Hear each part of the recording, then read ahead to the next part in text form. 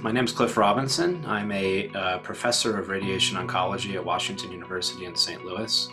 I'm the director of clinical trials and chief of the stereotactic radiotherapy and thoracic oncology services.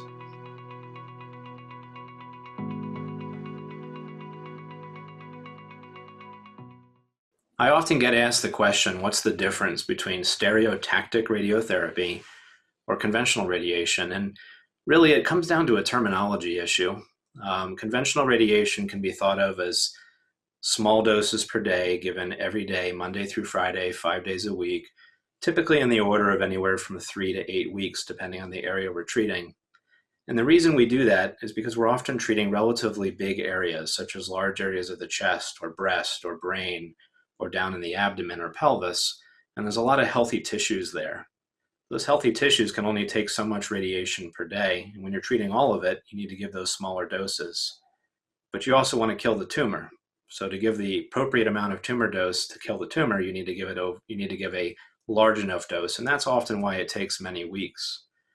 We've come up with a lot of advanced tools over the years to be able to focus that radiation better. You may have heard of things like IMRT or protons. There's a variety of different new technologies that allow us to hone and focus in that radiation better. But still, when you're treating a large area, there's only so much you can do, and so you need to make those doses smaller over many weeks. Stereotactic radiation is a complete flip of that concept.